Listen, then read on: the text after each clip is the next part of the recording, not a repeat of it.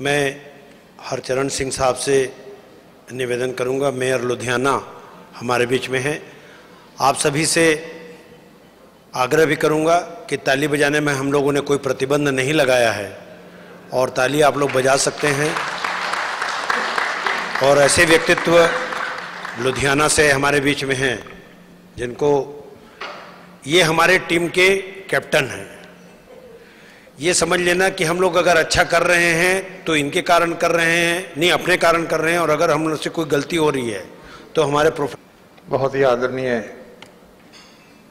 Mayor Raipur Dubey ji, उनके साथ कल्याण से मेयर हैं, दुर्ग से, करीम नगर से, जलंधर से, and other dignitaries on the dais and of the DISE.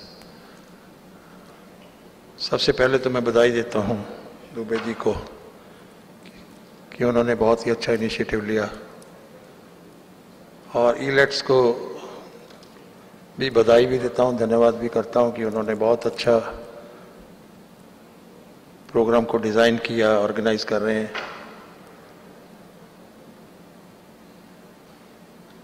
और इसको बहुत एक एजुकेटिव प्रोग्राम कहा जा सकता है। हम इतनी दूर से आए हैं सिर्फ कुछ सीखने के लिए, क्योंकि मैं इस बात में विश्वास रखता हूं कि इंसान आखिरी दम तक सीखता है। कोई भी आज तक ये दावा नहीं कर सकता कि मैंने सब कुछ सीख लिया। एंड आई बिलीव कि कई बार कोई छोटा सा बच्चा भी हमें कोई ऐसा आइडिया देता है जो हमारे लिए, हमारे शहर के लिए बहुत यूजफुल हो सकता है। That is why I love interaction with school and college students.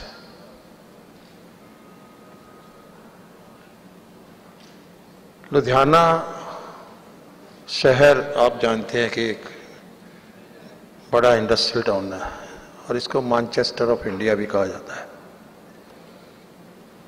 Largest bicycle manufacturing city है, हौजरी में, सीविंग मशीन में, और आजकल हैंड टूल्स में भी इसका बहुत नाम है। जहाँ ये बड़ा इंडस्ट्रियल टाउन है वहाँ चैलेंजेस भी बहुत हैं, प्रॉब्लम्स भी बहुत हैं। सर 1 मिनट इंटरप्ट करूँगा। धमतरी की महापौर आदरणीय अर्चना चौबे जी हमारे बीच में उपस्थित हैं।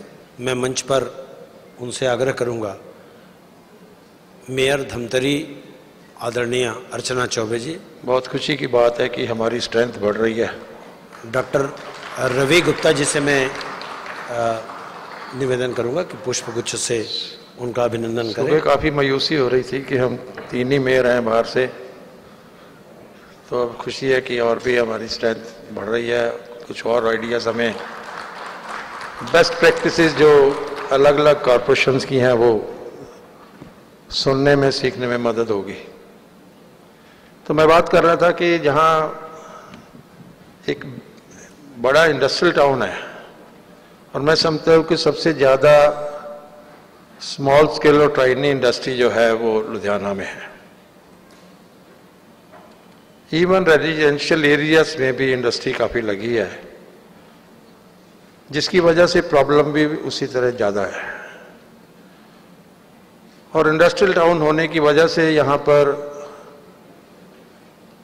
माइग्रेशन जो है वो काफ़ी ज़्यादा हो रही है। नियरली 6 लाख के करीब हमारे पास माइग्रेटेड पीपल है, क्योंकि अब ऐसा है कि आज के हमारा जो इंडस्ट्री का गुजारा है उनके बिना नहीं है। अगर आज इंडस्ट्री चल रही है, प्रफुल्लित हो रही है, तो उसमें बहुत बड़ी भागीदारी माइग्रेंट्स की है। तो मैं हमेशा इस बात के लिए फोकस करता हूं कि जो लोग आकर हमारे लिए मेहनत कर रहे हैं उनको रहन सहन भी अच्छा मिलना चाहिए, जिसके लिए बहुत अच्छी स्कीम हमें जो प्रधानमंत्री जी ने, नरेंद्र भाई मोदी जी ने हाउसिंग फॉर ऑल दी है, उसमें मैं कोशिश कर रहा हूँ कि ज़्यादा अच्छा काम किया जाए ताकि हर एक माइग्रेंट को एटलीस्ट अपनी छत जरूर मिले। पीछे हमने बीएसयूपी में, जो पिछली गवर्नमेंट भी रही है कांग्रेस की, मनमोहन सिंह जी की, उसमें भी हमने बीएसयूपी के तहत 4832 फ्लैट बनाकर जो झुग्गी ड्वेलर्स थे उनको शिफ्ट किया और काफ़ी इससे शहर जो है साफ हुआ और हम अपनी जो ज़मीनें थी वो खाली करवा पाए हैं। उसके साथ साथ कॉरपोरेट हाउसेस से मदद लेकर हमने काफ़ी ब्यूटिफिकेशन का, सिटी ब्यूटिफिकेशन का काम किया। राउंड अबाउट सारे ब्यूटीफाई किए, आइलैंड ब्यूटीफाई किए और सारे शहर में ग्रेफिटी का काम हम करवा पाए। बहुत बड़ी मदद हमें मिल रही है उनसे। कुछ पार्क्स भी हमने उनसे काफ़ी पैसे लगवाकर ब्यूटीफाई करवाए हैं, रेनोवेट करवाए, जिससे आज शहर में घूमने के लिए कुछ जगह शहरवासियों को मिल सकी है। लेकिन अभी भी बहुत चैलेंजेस हैं। जो आज का कंसेप्ट था कि पॉलिटिकल विल, तो मैं ओपनली ये बात कहूँगा कि we are still lacking in political will. अगर कोई एक आध, जैसे मैं कोशिश कर रहा हूँ, करने की कोशिश करते हैं, तो क्योंकि हमारा जो सिस्टम है इनडायरेक्ट इलेक्शंस का, जिसकी वजह से हमें बहुत सी बातें पॉलिटिकल लोगों की माननी पड़ती हैं, वो भी एक प्रॉब्लम है, जैसा ज्योति जी ने भी कहा।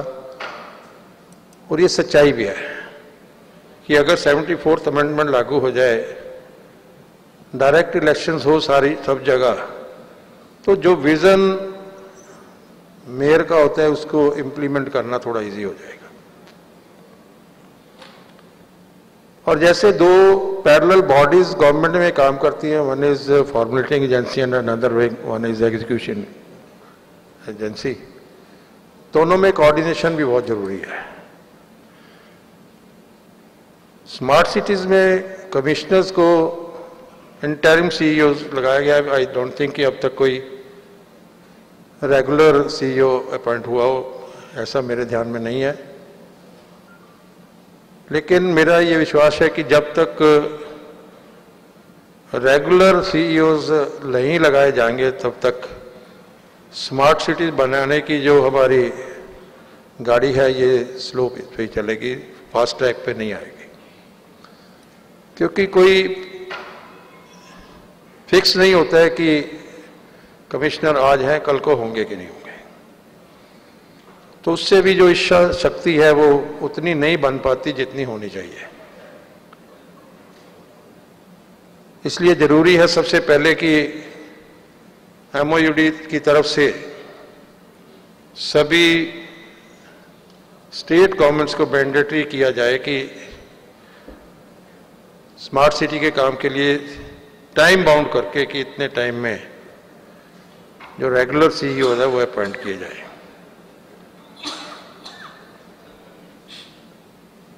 हमने एरिया बेस्ड डेवलपमेंट का प्रोजेक्ट जो है हमारा अप्रूव हुआ, उसके पीछे भी मैं समझता हूं कि कुछ वजह होती हैं। जो पब्लिक पार्टिसिपेशन की बात की जा रही है, बहुत अच्छा आइडिया मोदी जी ने दिया, क्योंकि आज तक जो पहले होता रहा है कि स्कीम्स ऊपर से बन के आती रही, प्रपोजल ऊपर से तैयार होती रही और नीचे आके जब इम्प्लीमेंट करने की बारी आती थी तब पता लगता था कि ये स्कीम है, पढ़कर देखते थे। तो आज जो प्रपोजल बना के भेजी गई हैं वो क्योंकि पब्लिक व्यूज के साथ, पब्लिक पोलिंग के साथ, पोल के साथ जो है बनी है, तो उसके बारे में हर एक शहरवासी को पता है कि हमने क्या प्रपोजल दिया है। तो उनमें से जो अच्छी प्रपोजल थी उसको उसमें इनकॉर्पोरेट किया गया कंसल्टेंट्स की तरफ से। हमारे शहर की सबसे बड़ी प्रॉब्लम ट्रैफिक की सामने आई, तो उसके लिए ट्रैफिक सॉल्यूशंस, स्मार्ट पार्किंग्स और नो व्हीकल जोन रखा गया है। स्मार्ट रोड्स, स्मार्ट मार्केट्स, और पीछे हमने उसके ऊपर थोड़ा काम भी किया। हमने नो व्हीकल जोन बनाकर उसको पब्लिक के लिए उस शहर को डेडिकेट किया कि वहाँ पर आके वो एंजॉय करें। वॉक एंड शॉप का कंसेप्ट दिया, जो जिसकी बहुत ही सराहना शहरवासियों की तरफ से की गई है। और उस एरिया बेस्ड डेवलपमेंट में हमने 100% 24/7 वाटर सप्लाई, स्टॉर्म सीवर और सोलर एनर्जी को भी उसमें लिया है कि 10% हम उसमें अपनी जो पावर यूसेज है उसको उसमें कम करेंगे, सोलर का पावर इस्तेमाल करेंगे। और सबसे पहले हमने जो हमारी कॉरपोरेशंस की बिल्डिंग्स थी उसको सारा सोलर करने का फैसला किया है। स्ट्रीट लाइटिंग में हमने पीपीपी मोड पर एलईडीज में कन्वर्ट करने का फैसला किया, जिससे पैसे भी बचेंगे और खर्चा भी कोई नहीं है, कंपनी की तरफ से किया जाएगा। और पेन सिटी के प्रोजेक्ट में हमने signages, public toilets, community toilets, क्योंकि मैंने कहा था कि सबसे पहले स्मार्ट सिटी बनाने के लिए हमारी सोच स्मार्ट होनी बहुत ज़रूरी है। तो उसके लिए अवेयरनेस ड्राइव्स की बहुत ज़्यादा ज़रूरत है। जब तक पब्लिक में ये अवेयरनेस नहीं आएगी, ये सोच नहीं बनेगी कि ये शहर हमारा अपना है। मैं हमेशा जब भी कहीं जाता हूँ शहर में, तो एक ही बात कहता हूँ कि जैसे हम अपने घर को अपने गेट तक अपना समझते हैं, हालांकि अपना घर तो यहाँ है ही कोई नहीं, लेकिन उसको समझते हैं दुनियावी तौर पर, तो उसको हम बहुत साफ सुथरा रखते हैं, अच्छी तरह मेंटेन करते हैं। जिस दिन हमारी सोच ये बन गई कि ये शहर अपना है, तो हम उसको भी उसी तरह साफ सुथरा रखने की कोशिश करेंगे। ये सोच बनाने की जरूरत है। तो मैं कल भी बात कर रहा था कि पीछे जब स्मार्ट सिटीज के सिलेक्शन से पहले वर्कशॉप्स होती रही, तो दिल्ली में एक वर्कशॉप के दौरान हमें सब मेयर्स को सभी को एक छोटी छोटी स्लिप्स, शायद आप में से भी बहुत सारे वहाँ पर उपस्थित होंगे, तो एक स्लिप्स बांटी गई थी कलर्ड, जिस पर एक क्वेश्चन था, what is a smart city. तो सभी को उसका जवाब देना था। तो मैंने बताया कि मैंने बिना सोचे समझे उसमें 2 लाइन लिख के आया कि smart city is where people believe that this is our city, we have to make it smart and keep it smart always. क्योंकि सबसे जरूरी है, जब तक पब्लिक में सिविक सेंस नहीं होगी, अवेयरनेस नहीं होगी, कितना भी हम इंफ्रास्ट्रक्चर डेवलप कर ले, सिटी स्मार्ट नहीं बन सकता। सॉलिड वेस्ट मैनेजमेंट के लिए हमने A to Z को दिया है, मैकेनाइज स्वीपिंग भी कर रहे हैं, सुपर सेक्शन से सारे अभी अपनी टर्म में सारे सीवरेज भी साफ करवाए। ये सारा रूटीन का काम है, मेंटेनेंस का है। तो उसके साथ साथ हमने अभी, मैं दिल्ली में एक वर्कशॉप की, I think there was a meeting of All India Council of Mayors, तो हमने वहाँ CND प्रोजेक्ट विजिट किया। तो जब मैंने वहाँ देखा कि हमारा जो सारा कंक्रीट है जो रोड साइड में पड़ा रहता है, ये भी एक बहुत बड़ी प्रॉब्लम है हमारे शहरों की, कि जो हमारे सड़कें हैं, गलियां हैं, डिसमेंटल करते हैं, या पब्लिक अपनी बिल्डिंग्स तोड़ती है, तो जहाँ भी जगह मिलती है वहाँ फेंक देते हैं। तो मैंने वहाँ से आके फैसला लिया कि लुधियाना में भी CND प्रोजेक्ट जरूर लेके आना है। तो मैंने कमिश्नर से अपने SC को कहा कि इसकी प्रपोजल तैयार करो, और उसकी अब DPR तैयार की गई है, वो भी PPP बोर्ड पर करने का है।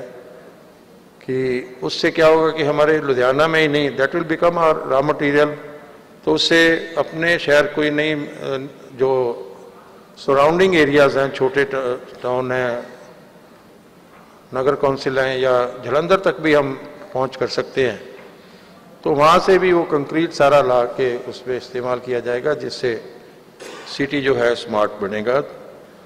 पिछले दिनों में मैंने अपने कमिश्नर को 4 आइडियाज़ दिए कि अगर ये चारों को इम्प्लीमेंट कर लिया जाए तो सिटी काफ़ी हद तक साफ सुथरा हो जाएगा। स्वच्छ भारत में हम पहले 5-10 में भी आ जाएंगे,